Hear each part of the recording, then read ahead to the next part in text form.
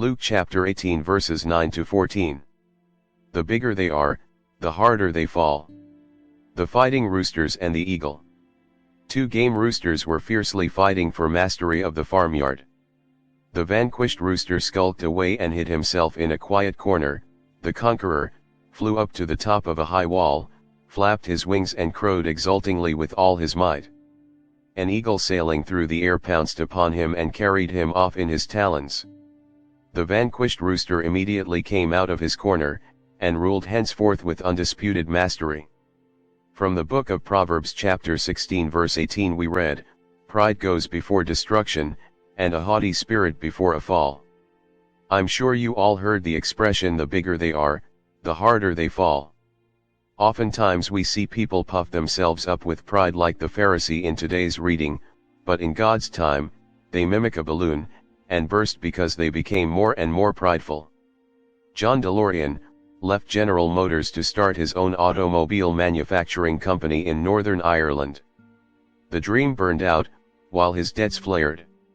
His company went into receivership and the factory closed in November of 1982. DeLorean was also indicted on alleged drug trafficking but was acquitted. In 1985 DeLorean declared that he was a born-again Christian. By 1995 DeLorean had been reduced to selling high-end watches on the internet under the name DeLorean Time. On March 19, 2005 DeLorean's pride was in full remission. He had passed from this world to the next. In Proverbs chapter 3 verse 34 we read that God shows favor to the humble. 1 Peter chapter 11 verse 5, "Likewise you that are younger, be subject to the elders. Clothe yourselves, all of you, with humility toward one another, for God opposes the proud, but gives grace to the humble." The Pharisee stood in the temple out of pride, not humility. He lists all his perceived virtues but misses his sinful pride. The tax collector on the other hand prays not out of pride but out of humility, and he, not the Pharisee, went home justified.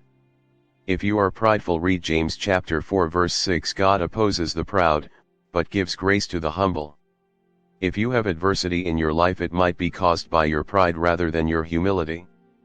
Pride is a spiritual cancer that devours families, destroys marriages, divides churches, and corrupts governments.